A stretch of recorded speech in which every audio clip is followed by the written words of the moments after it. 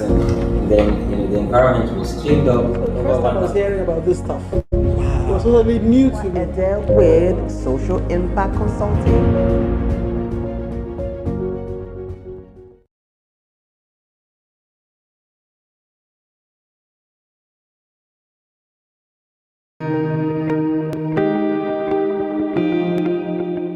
Hello everyone, my name is Efua Elens-Edeh with Social Impact Consulting. I'm a development consultant with 20 years of experience working with NGOs, international NGOs, and bilateral agencies to work in project support, monitoring and evaluation, and civil society strengthening.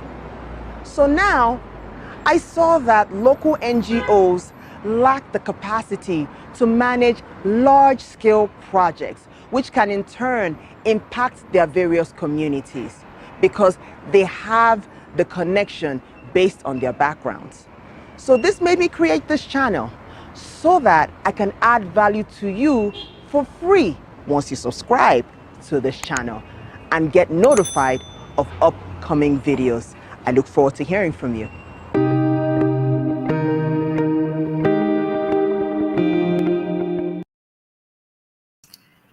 Hello, hello, hello, everyone. Welcome to Devsectorseries, which is the development sector series. Please make sure you like and share this broadcast so that we can reach more people. So click your like and share button. If you're interested in being notified when we are live, please join our mailing list and click on the link in the description of this broadcast. Let me know where you're watching from so that I can thank you personally. Follow and connect with me with all my social media handles for future updates. If you have any questions about the discussion on this particular program, please include in the comment section because we're going to be having a Q&A session before the conclusion of this broadcast so that we can have an interactive discussion. Today, we're going to be having conversations with Mr. Tayo Fatinikun, who is the Executive Director of Life Helpers Initiative based in Sokoto State, the seat of the caliphate. He is a passionate development practitioner working in northern Nigeria for almost 25 years in education, health, nutrition, and various thematic areas. So today we're going to be discussing social impact in northern Nigeria. So I am just going to give you an idea of his background and everything in his video bio coming right up. Is a passionate Nigerian whose love and devotion has seen him invest 25 years in seeking to improve the lives of the vulnerable, downtrodden, and deprived.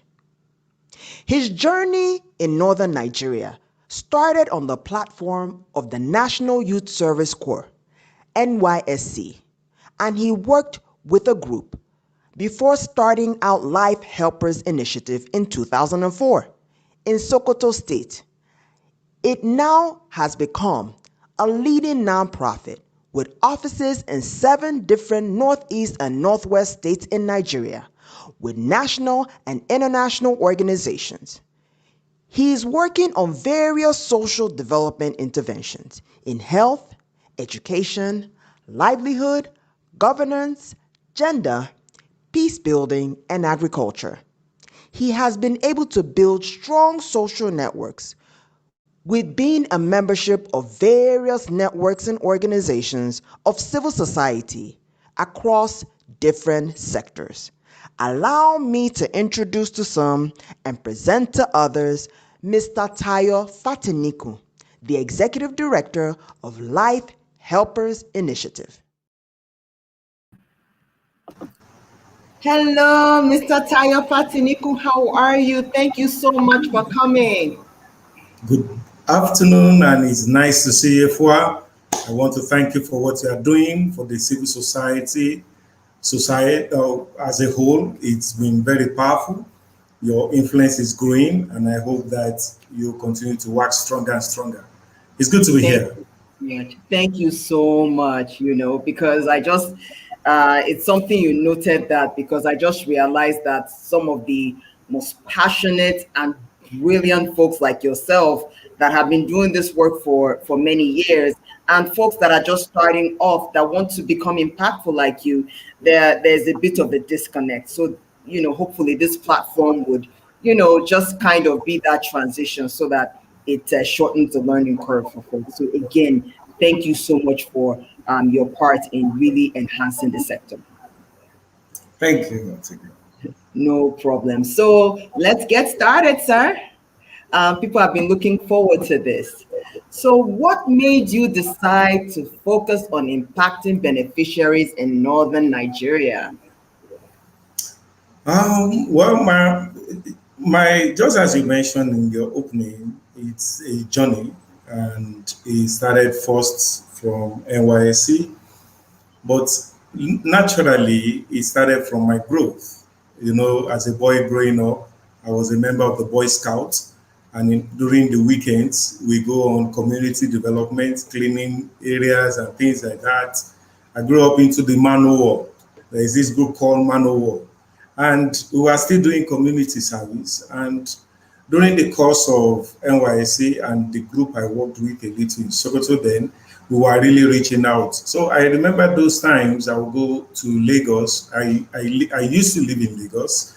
I would go to Lagos. I would go to my church group. I would pack clothes. So all the people I know, I will bring clothes, very good clothes and good materials, and I will bring it into the rural areas of Kebbi. We call them the Dakekari people, and we are distributing. And the need kept growing before me, that how can I transform? How can I be a part of people's life? How can I help them to change? And out of the passion, we give birth to what we are doing today. So the passion only just has structure, and now it's getting structure better and better and growing the more. We were fortunate to meet people along the way who also supported what we are doing, both individual organizations, and it's really been tremendous. It's really interesting. You said that, initially you started with passion, and then from passion you had structure, and then from structure now you're just impacting, which is really amazing. So we're just going to go to the next question. Now, how has the environment changed since you started working in the region? And are there opportunities out there for young people? Definitely, life itself is about change, and you will discover that people do change and people can change. Over the years of when we started, there are things that was not available. There are things that was not happening. 25 years ago, when I got into Sokoto and into many other northern states I visited, there are some things that you don't see many doing. For instance, many women weren't driving cars as at that time. But now we have many young girls and young women driving. Many were not in school, but through the various strides, governments, multinationals, international NGOs, we have many more girls in school. And you see that people are changing, the environment is changing. And now we have much more opportunities around, even for the young people to tap into. Some of it may have social development notion in mind. For instance, if you look into what government is trying to do to diversify and create opportunity for young people, look at energy. The North, Sokoto, Kebbi, Yobe, Borno, and all the rest has the natural sun. We could use that a lot to grow into the solar energy, and it has opportunity for young people that they could grow. If I see documentaries from Zimbabwe, from Ethiopia, where young people in their community created a little solar powering platform where households were given 1 point of light or bulb light or 2 points of bulb light, and the young people are running it. They were able to install it, they were able to maintain it, and it's happening. And we can do that all across many areas. Look at the areas of wash, hygiene. Through the impact of Ruwasan, Ruwasan is the rural water and sanitation agency of Nigeria, in which many of the states as an agency, and they are supported by UNICEF and others. They create small toilets, very portable toilets that would address the issue of open defecation. Now, these toilets are very cost effective. When we're implementing a project called the Feed the Future Nigerian Livelihood in partnership with Catholic Relief Service, we did what is called Samplant. It's just a small toilet that is less than 2,000 naira, 2005 to make. And just imagine if youth could gather on their own, form a small group, and begin to mass produce this and sell to households, rural households, and they will help them to install it in their houses. You will see that children will no longer go to the bush to defecate, women will not go to the bush to defecate. These are salient opportunities that are available all across the states in northern Nigeria. I see. So you're saying that there has been some evolution in the environment since you started, and an Yeah. opportunity and scalable opportunities. You were talking about the energy sector in terms of using solar, and then young people addressing some of the issues, especially regarding open defecation, that an economic empowerment can start up from something like that, which is really, really interesting. So another question for you is, how have stakeholders received your interventions? Government, private sectors, and everything.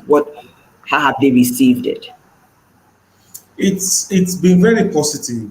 We always say to our government partners that they are the ones that gives the enabling environment, sometimes through their policy implementation, and it's been very positive. We have a very strong relationship with various line ministries and agencies of government that we work with, including the local government authority in our in our locations of interventions across our states where we operate.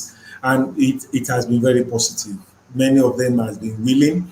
We do understand that there are funding challenges that they may experience, but that is also where we come to complement when we have opportunities that is outside the state actor financing. So it has been very positive. In some of the innovations we brought in, or the interventions we are working on, they have provided infrastructural support. They have provided human resource in some places. We worked on, if I give an example about our work on the girl child education in Sokoto, Zamfara, and Yobe, most of the SUBEB had provided the leadership that is.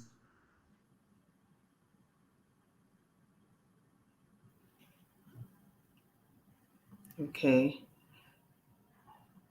It looks like there's a bit of a network challenge. It looks like there's a bit of a network challenge, but hopefully we should be able to get through some of that. Okay. So based on our discussion, it looks making like available do that to keep supporting. At the private sector level, we are seeing some interest from the private sector, especially in the areas of agriculture, where we work with a fertilizer company at a point, and they were providing fertilizer subsidized like a credit drift for farmers. And we use that to have agents even in the community and makes fertilizer closer to them. And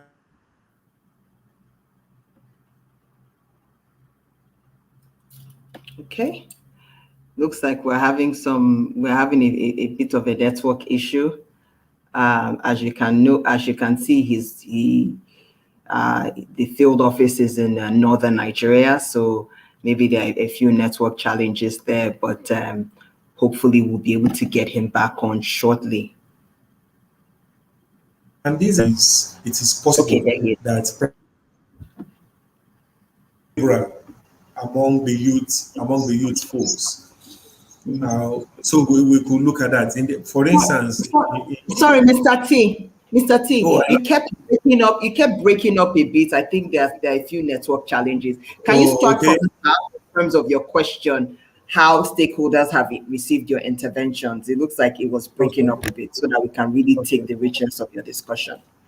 It's okay. I first talked about the government, then I'm talking about the private sector, and I mentioned that in the private sector we've seen some partnership with a fertilizer company who supported us to have rural farm agents in the communities, and we were able to have like a 6 stock of fertilizers, and they in turn sell it in a smaller portion to their members of their group. And it was a very positive move. They make fertilizer closer to them. I also now mentioned that I look forward to where we could have a greater robust discussion with Chamber of Commerce and in these states where we can harness some of the private sector investments to support youth empowerment. I know a young lady who from the scratch started with honey, and she was sourcing an honey and selling. I just imagine if there is a private investor that will look at into such a venture and say, okay, can I invest into the bee farming where you are sourcing your honey and make it larger? And then the same outlets we are doing for marketing, we can enhance it, enhance the packaging, bring some little bit of processing and little bit of equipment that could support you. And they will do that. And they can do it in such a way that it can be like income taking over such a thing. And we have lot and lot of things that will be done. There was one time, Efua, that I took the sensor, or if it's a sensor, I counted the numbers of filling stations, petrol stations in a 50-kilometer, no, it's not even less than about 20 or 30-kilometer lane. And I counted almost 55 filling stations.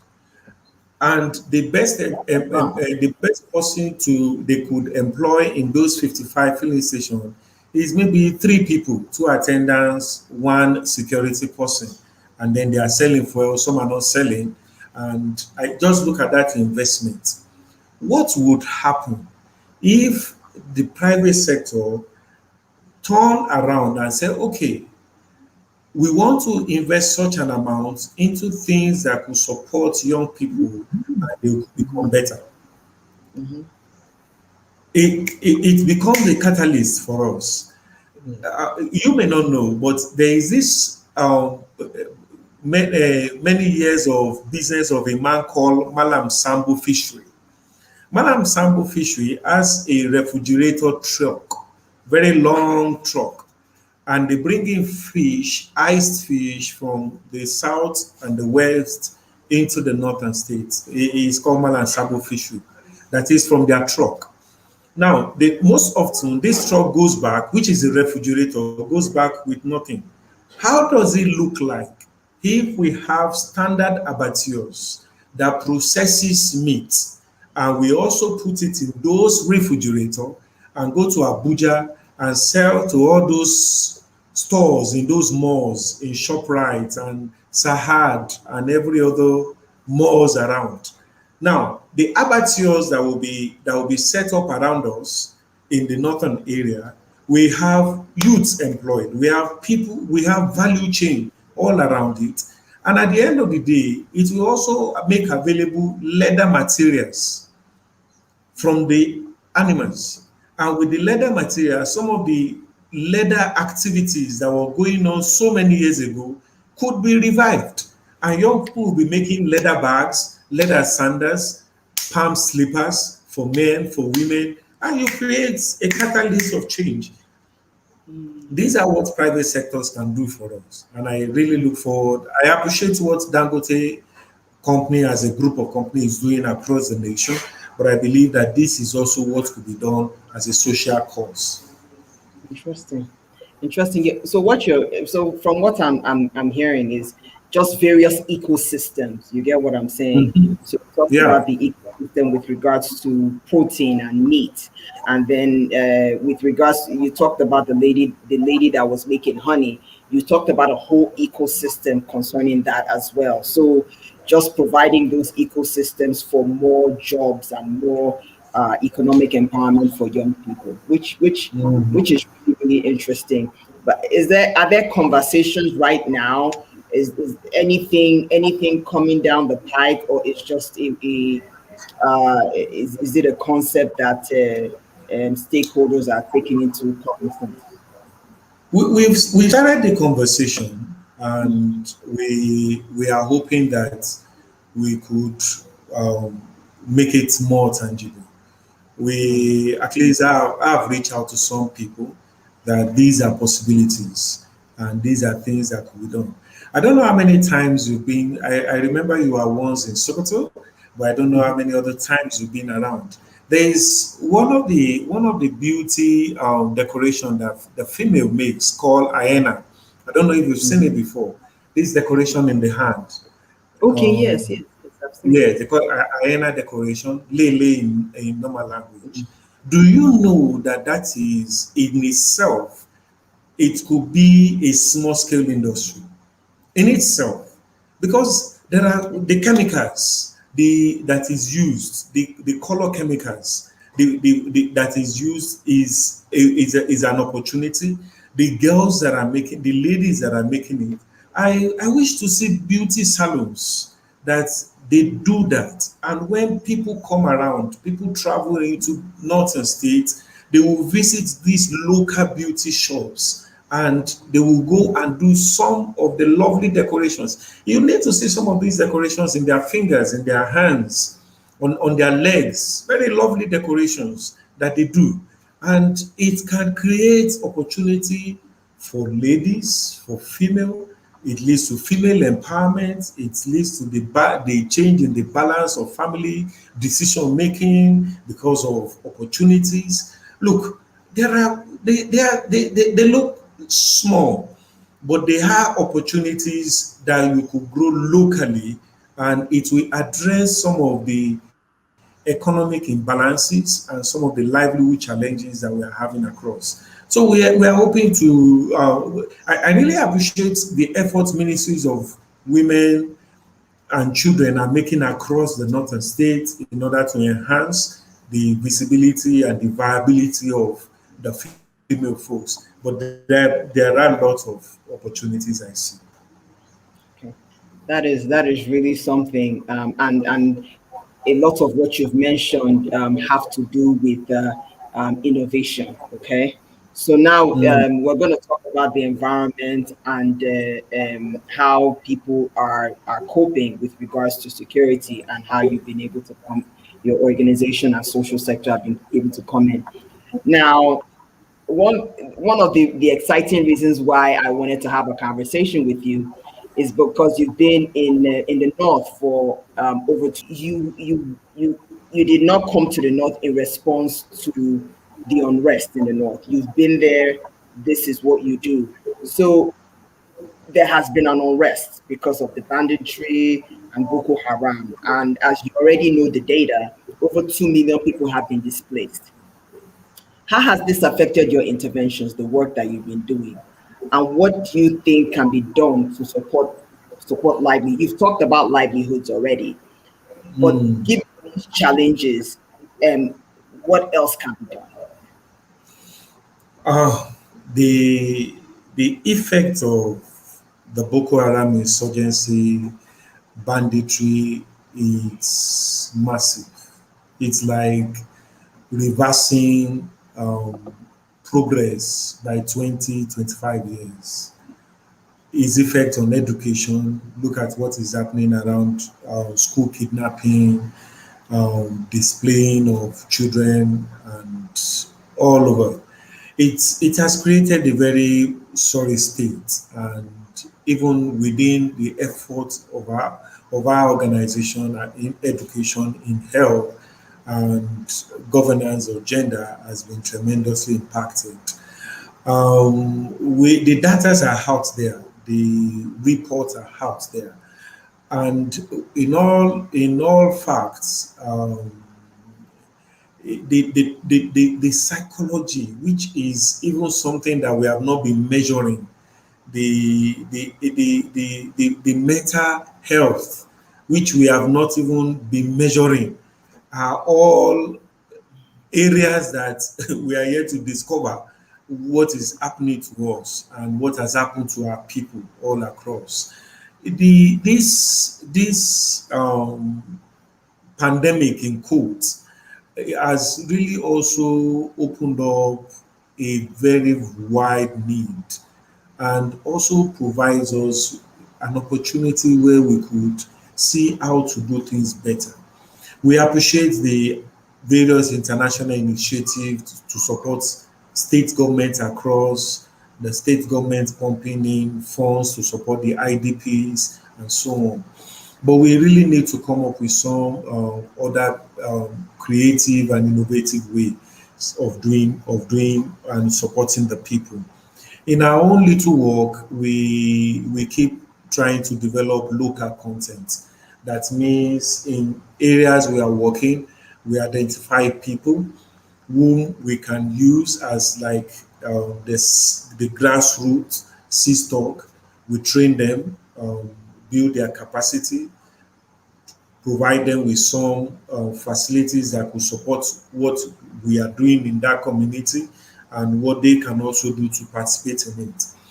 For instance, we raise people we call, in partnership with Plan International, we raise people we call community health volunteers. These are people in the community.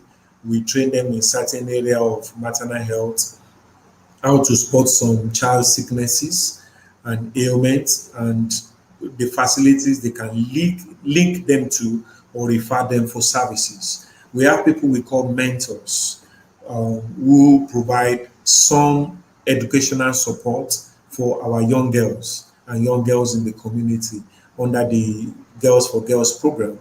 This is a program supported by KFW and the UNICEF. So we try to find a way about it. Another philosophy we always have is that life is a seed. And if you keep investing, even if that life seems to have been taken off or taken away, the seed you have sown will grow and it will keep germinating. So we also have that philosophy with our team. Our team is full of young people and they are highly inspirational, and they keep investing themselves even in knowledge and even transferring it to the people. The COVID experience also brought another pressure to the existing calamity that we were having on We ground. did. So we are only learning how to do business in another form, or how to do the work in another form. I really look forward Can to. I just interject here just for a bit? So, Yes. you talked about the COVID-19 bit. You know, the awareness of and trying to prevent the spread of the virus. You know, and I know that that's one of Life Helpers Initiative's thematic area, which is health. Mm. What was that like in terms of sensitization people en masse, because it's not like something that's coming, it's something that was already here and then we have to be reactive. How did that work on top of the insecurity challenges that you had to face? Um, you know, there is what we call, in quotes, practical reality, and then there is the expectation. The COVID pandemic and the impact in Nigeria, because we do not have facilities and infrastructure to have supported. If we had experienced maybe what India is going through, we practice like a preventive medicine in quotes. So we run into like a preventive mode just to ensure that the pandemic is contained in the country, and to also quickly educate people and enlighten them on how to prevent themselves from contacting or being infected. In the bid of doing this, we also have to address some underlying challenges, like the issue of water, that could speak about proper hygiene.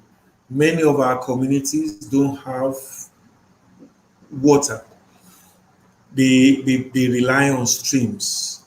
Some of the boreholes that have been sunk are no longer functioning, the water and pumps. So they relied on. So if you are talking about washing off your of hands, you must also address the use of water. So it became an opportunity to now begin to look at how do we address some of these lingering needs in some community where we had opportunity, and having also learned from one of the projects, the Feed the Future projects we've implemented before. We had to look at people, young people who we could train on how to repair the borehole, and then set up a community wash committee that could look into local resources, harnessing it, and then through these ones that we train on borehole repairs, they can now repair their water points. And where they have, maybe where the repair is beyond the little, there are some repairs is just maybe a malfunctioning rubber, or a form of something that weared out, that got worn out, and things like that. So we now link them to some private practitioner whom we put the pressure on providing some social responsibility opportunity to the community. So those were the balances. We had some pushback from the community, because some will say that, why do you want to give me a face mask when I'm hungry? And then we will tell them that it is somebody that is alive that can meet his food need. That can eat, exactly. So if you are alive, then you can feel the pains of hunger, and that can be met. But if you are not, you can't meet it. So you need to just find the messaging to balance the practical experiences that these different groups of community members are facing and passing through. It was indeed an experience, and it is also indeed still an experience that we are still coping with. And at one point, they felt that you contact it from health workers, so people don't even want to go to the facility. Oh my goodness! How did that start? Because they are hearing that doctors, nurses are getting infected. So they became afraid and said, no, they won't go to the facilities again, because they are getting. At the point, people thought it was a rich man infection or virus or disease, because it is only among them that they are hearing it, not among the poor people. So we had to correct all those wrong notions. But I think we did our best, along with many other non-governmental organizations, civil society, and even coalition, that really put themselves out during that period. That is really interesting. So as a caveat to that, I'm sure, like with the IDP camps, in the various, I'm sure there are IDP camp spots in different other states. How were you able to conduct your interventions, whether it be COVID-19, your WASH programs in those areas, and how, like you mentioned something earlier about the trauma, the mental trauma that happened. Before you answer that, sir, please, everybody in the audience, if you have any questions, please put it in the comment section so that we can continue to engage and have a robust conversation about social impact in northern Nigeria. Okay. So just kind of wanting to get a sense of some of your interventions in these IDP camps. You talked about COVID-19, like even from the unrest resulting from banditry and Boko Haram, how has that been for LHI, especially since it's within your thematic area?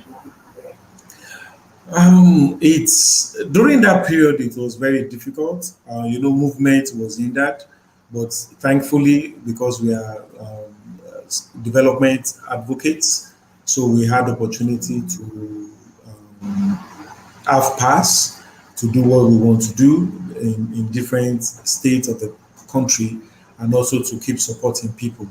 We had to change some of the mode of what we are doing.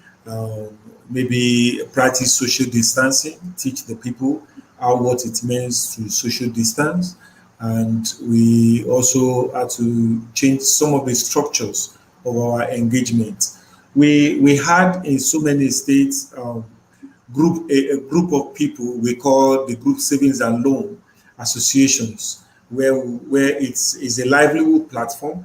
We also use it for integrated services, where we talk about education, we talk about so many other things that could benefit their life. So in each of the group, there are groups that the membership is 30 or 40. So we had to break down a little bit and make them smaller, and make them sit a little bit wider. We did have challenges among the IDP, but thankfully, many of the INGO came in with some of the infrastructures like hand washing platforms, sanitizer, face mask, and so on, that supported us to continue to work among the people. And these are also where we feel that young people could also annex. We have so many graduates who did chemistry and who did biochemistry, but have had challenges in securing the work. These are opportunities that they could go in and produce sanitizers, locally made soaps and things like that. It just a little bit deviation. If you meet some young people and say, "Oh, why are you not into this? Why can you not be into this?" They will say, "We don't have funds, we don't have money," and so on. Likely because they are also thinking individually. I recalled, and I was speaking to some young people. I said, go and see major things that started. One person may pioneer it, but he gathered other like-minded. Apple was in a garage of Stephen Jobs, as we learned, and it gathered some 3, 4, 5 friends, and they gathered. Then they were looking for how to source it, whether somebody that can buy 20 pack in advance, someone who could pay for 30 in advance, and things like that. There are ways we can go about this. So back to some of these, we had these opportunities that we leverage into to keep helping us to meet the needs of the vulnerable people in the IDP camps. Those period was real period of hunger, because people needed food, but we were able to have some food distributions. Some organization provided funds to get some food materials across the people, that they were able to meet their basic needs as at that time. As you know, many couldn't attend school, and we in a particular community where we had some university students and polytechnic students, which I challenged them that can they form an after-school program for the children of their community. They are from here. If 3 or 4 of you gather together and you gather these children, you can have an after-school program for them. And if the community see what you are doing is impacting their children, you will be shocked what they will do to support it. So those are some of ways we maneuver those period, and we keep maneuvering. And we are hoping that individuals will really look into some of what civil society and NGOs are doing, plan to support it with their donations. Donations should not necessarily be money. It shouldn't be. You could donate materials, school books, school bags, school sandals. You could come together and decide that, oh, this Salah period that is coming, I want to give this to vulnerable children. I want to support to build this school, to renovate a school. I want to put a toilet there. I want to donate 20 bundles of zinc that they could repair this school that is dilapidated, these health facilities that is not working very well. I want to give this towards it. We can do this. We can be our brother's keeper.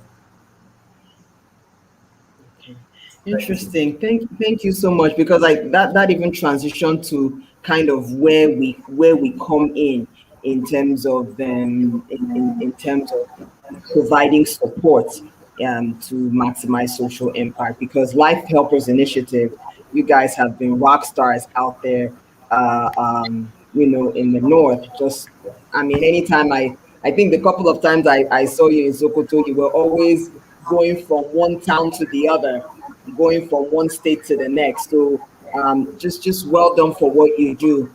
So we are going to be transitioning now into questions from the audience. So like I said, guys, please let me know. Put questions in the comment section, okay? So that we can have an interactive discussion. So I have a question here from somebody in the audience, from Ashcroft Alayande Biodun. She says, what is the CSO doing to ensure COVID waste management? For example, disposal of used masks and care for reusable masks. Very lovely question, and this is one of the gap generally in many states in northern Nigeria. Not just medical waste like COVID waste, which is like medical, but also general waste. And it is one area that we have not really invested into, and it is a virgin area. We dispose our wastes maybe because we do not have a very strong national plan on waste management. Over time, Ministry of Environment has come up with some policy direction. State has adopted, but there have not been enough funding to drive it. There is a business model to every of these things that we could look into. Look at like is mentioned, the face mask is a product of nylon. Can it be recycled? Yes, it can be recycled and made into something else. And that's what we're saying. That if there is a focused private sector drive through our business community, Chamber of Commerce or Ministry of Commerce, and they begin to put together some research. We have the Nigerian Institute of Research, and they put together what could be done in this area. What is the byproducts that this could produce? How do you set up a small scale factory, a small scale processing place that can support this? And if that is available and people are tapping into that, then they could go to the Bank of Industry and say, look, this is our plan. This is what we want to do. This is what is possible. In North, we have what we call nylon, but we call it leather.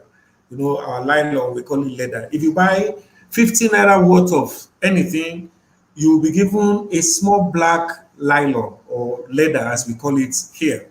And afterwards, if you remove what you bought, you throw it away. And you see the littering of nylons and leather everywhere. But this can be recycled. And it has many value chains in between of it. That if we have the same man, like I mentioned earlier, who wants to set up this petrol station with almost 20 to 30 million naira, if that is invested in this small recycling place, you will see that we will be able to manage our waste better than we are doing. As civil society, we are limited with some funds because we are social driven. But because we're trying to in life helpers, part of our program in our socio-economic development is to provide some economic templates that has social impacts.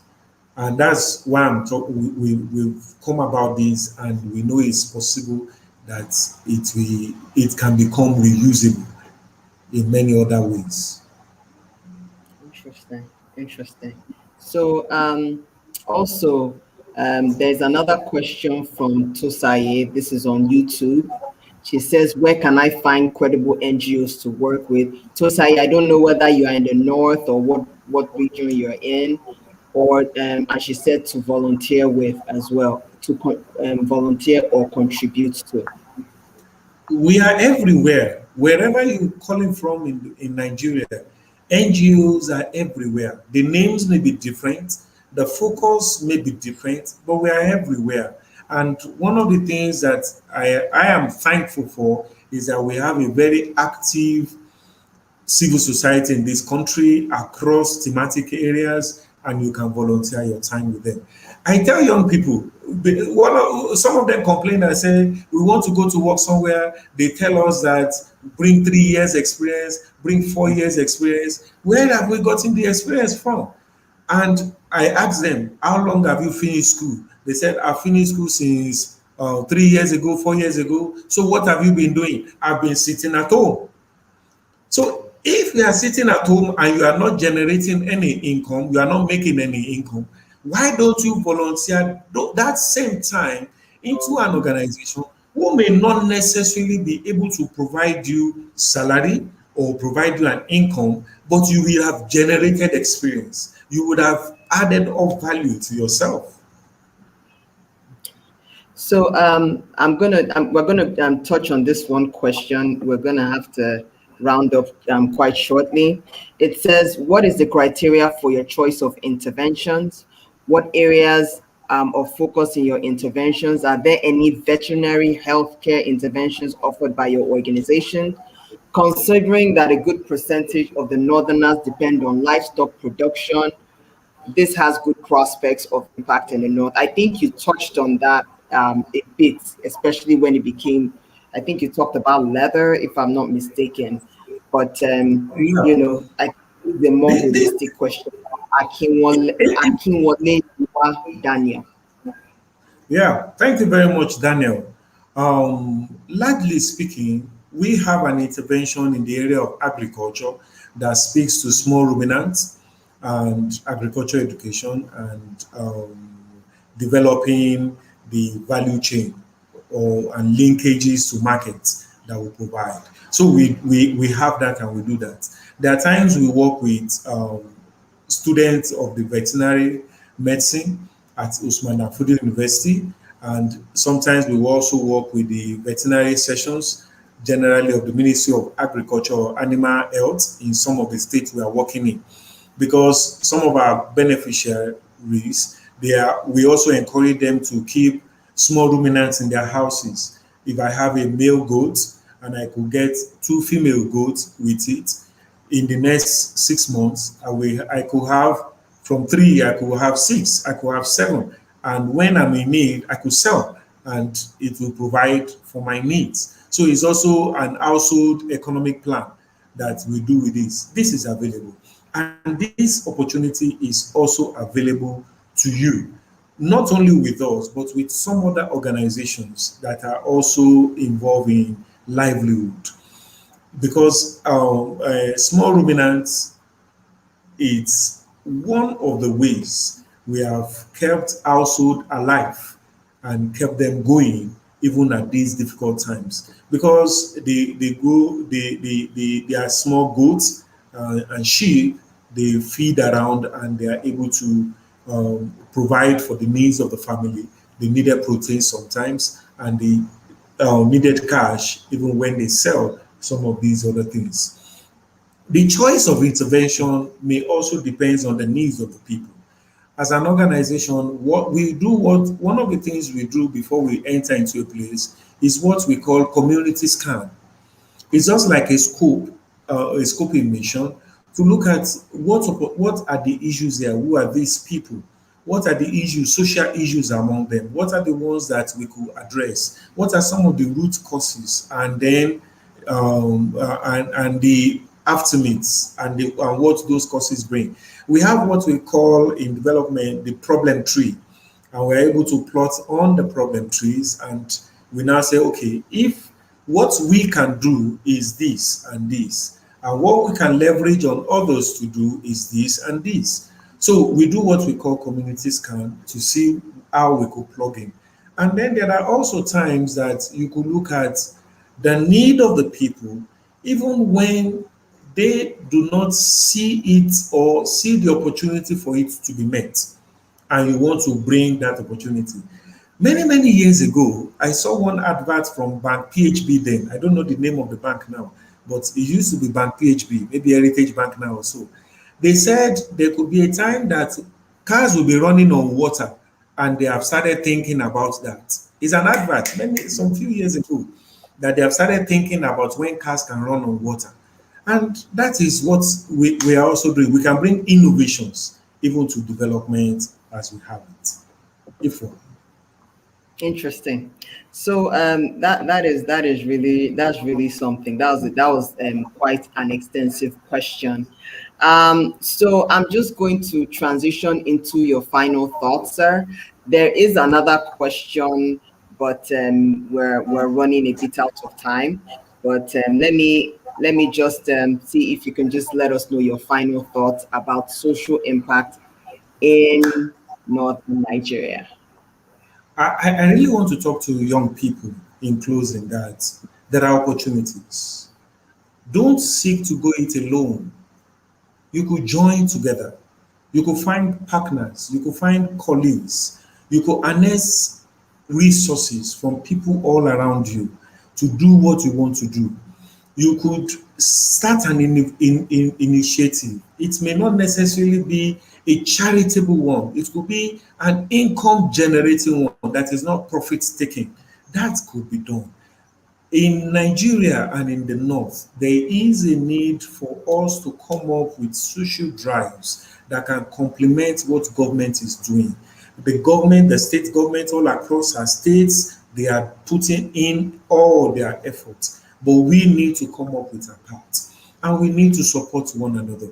We need to support the girl child. We need to support the boy child. We need to work against every vulnerability we see in our community.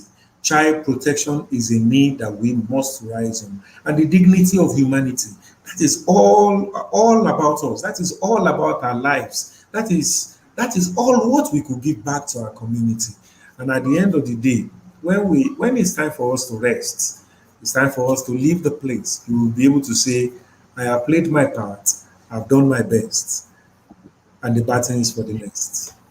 Thank you. Oh, thank you so much. This was such a wonderful conversation about social impact in northern Nigeria. You really talked about the situation that's going on, your interventions, but you also added innovation and hope in terms of what can be done in terms of moving forward. And this was more of a clarion call to the youth to really think of innovative ideas that would add value. You talked about the environment, you talked about waste management, you talked about infrastructure and different other elements that it would take for more development. So thank you so much for such an inspiring interview. I really appreciate it.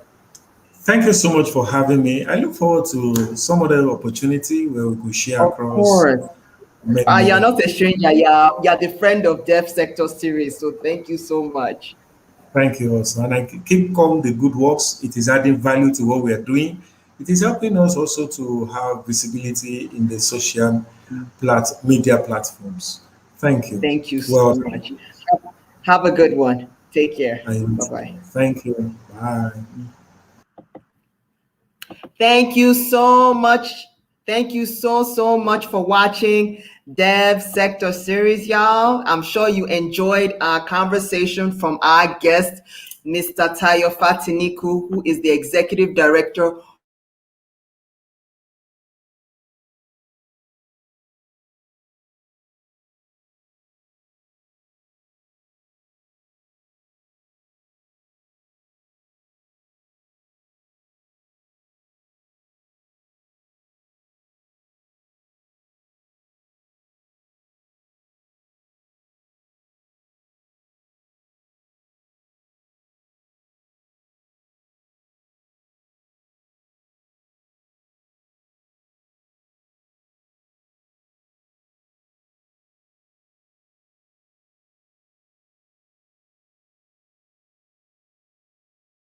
elections, good governance. You don't want to miss this because it's on Tuesday, not Wednesday, which is next week, July the 6th. So remember to join my mailing list, guys, to be notified when we go live. Take care, you all. Thank you so much for watching, and let us change the world together. Take care. Bye-bye.